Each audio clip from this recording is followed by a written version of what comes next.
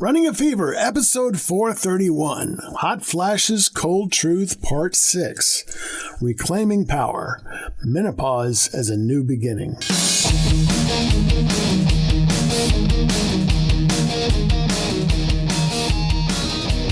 Welcome to Running a Fever. My name is Michael Davis, and this is a show about fitness, diet, and medicine, and it's all about living long and loving life. It's part 6 about our series on menopause, and today we're closing out our series with something bold, beautiful, and deeply personal, reclaiming power. Menopause is often framed as an ending, the end of fertility, the end of youth, the end of vitality. But what if it's actually a beginning? What if this transition is an invitation to rewrite your story, rediscover your voice, and realign with what truly matters? In this episode, we're flipping the script. You'll hear stories of reinvention, creativity, and courage. We'll talk about how menopause can spark new purpose, new passions, and even new careers. Because this isn't about fading, it's about evolving. So whether you're in the thick of it, just beginning, or looking back with wisdom, this episode is for you. Let's reclaim the narrative. Let's reclaim our power. I'd like to continue the practice of offering real-life stories to bring these concepts down to earth. Here are some examples of women who have turned menopause into something positive. Here's Kelly Preedy's story. I'd worked in loads of stressful jobs in the past and prided myself on being able to cope. But that was before I had to deal with raging hormone fluctuations and incredibly heavy periods that would appear without warning. I didn't talk to anyone about it at work, as I didn't think anyone would understand.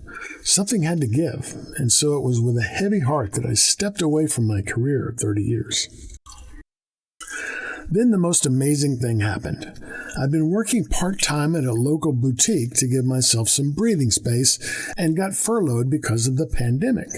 With nothing else to do, I decided to pick up my paintbrushes for the first time in 30 years and started to paint pictures of my old childhood toys. I immediately felt comforted and at peace. I showed my paintings to my friends and soon got requests from them and family to paint portraits for them as gifts. Early this year, I set myself the challenge of painting a small picture of something from Instagram every day. I started selling them, and soon people were asking me to paint things for them, mainly their pets, which was fine with me as I love animals, especially dogs. I've now set myself up as a pet portrait artist, taking commissions and selling originals through Instagram. At Kelly Preedy Creative is my handle. It's early days yet, but I am slowly building a strong following and enjoying regular commissions. I've never been so happy. And here's the experience of Fiona Whitfield, a personal fitness trainer from the UK. Honestly, I would say menopause is a good thing. I'm grateful for it in so many ways. It's enabled me to ask, who am I? What do I want to be? And what do I want to do with my life? I've started cold water sea swimming, for example. I decided work less, swim more was a better way to live. And I've been dating 21st century style using dating apps. I've even got involved in writing a book. My relationship with myself has completely changed too. I used to really beat myself up, and now there's a respect and even a love I didn't have before. If I could gift that to every woman, that would be a wonderful thing. Let's start with a truth that doesn't get said enough. Menopause is not a decline, it's a doorway. For generations, menopause has been framed as the end of something, the end of fertility, the end of youth, the end of relevance. But what if we've been looking at it all wrong? What if menopause is actually a beginning? This phase of life, often marked by hormonal chaos and emotional upheaval, is also a time of deep clarity. It's when many people start asking, what do I really want? What do I need? What have I been putting off? And here's the magic. When the noise of external expectations quiets down, your inner voice gets louder. You start to hear your own truth. You start to reclaim your time, your energy, your body, your boundaries. This isn't just about surviving menopause. It's about using it as a catalyst for growth, for reinvention, for power.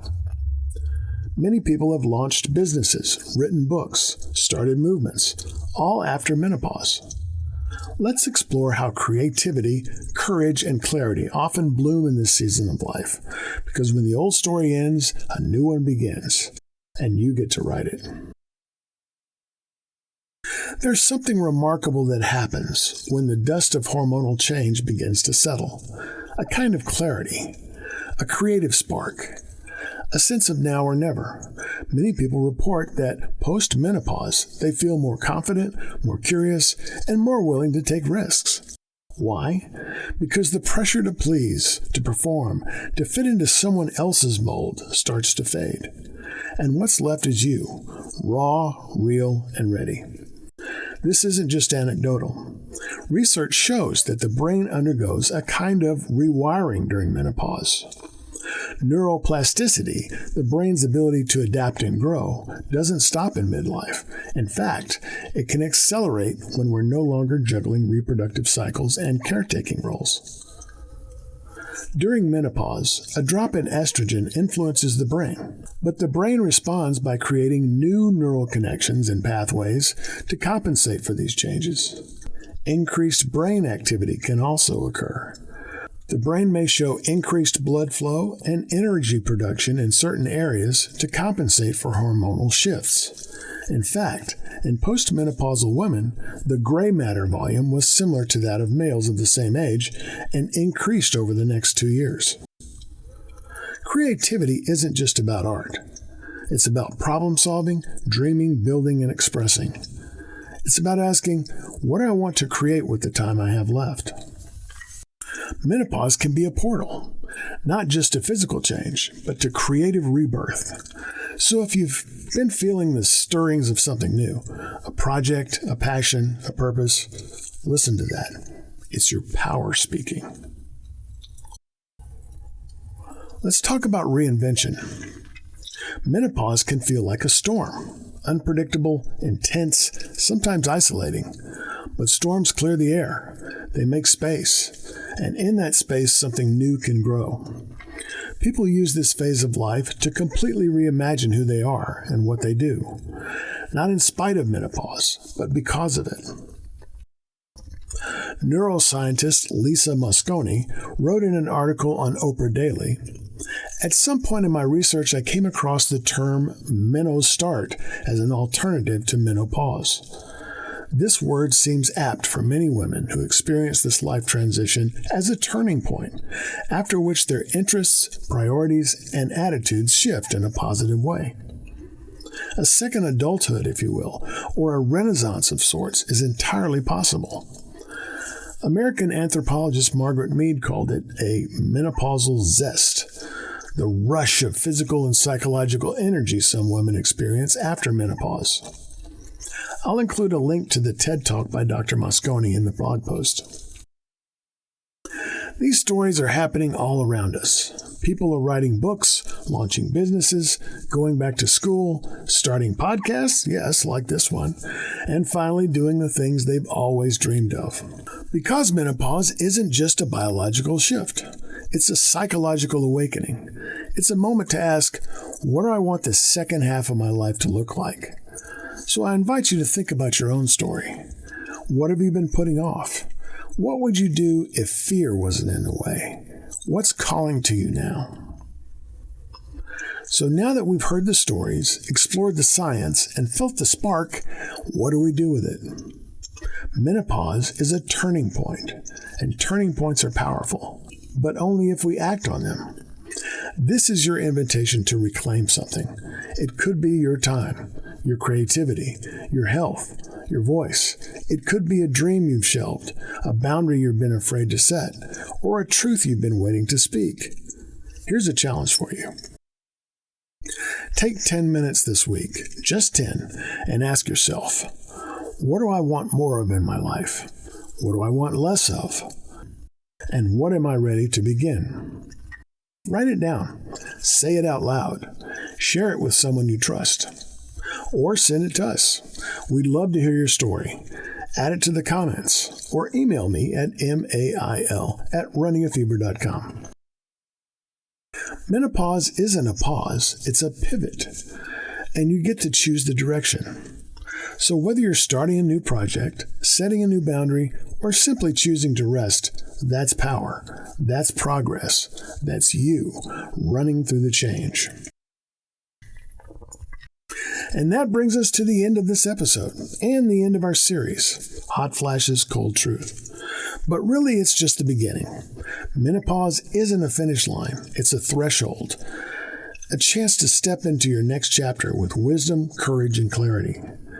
You've heard stories of emotional shifts, physical changes, relationship changes, and now reinvention.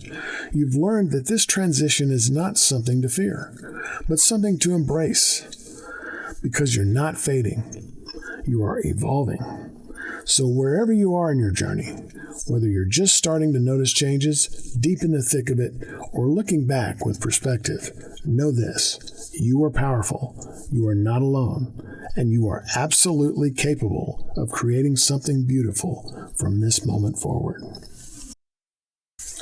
Thank you for listening, for sharing, and for showing up for yourself.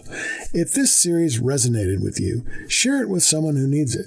And if you have a story to tell, I'd love to hear it. Until next time, keep moving, keep growing, and keep running through the change. And remember, if you've got the fever, keep it burning. And if you don't, catch the fever. And I'll see you next time on Running a Fever.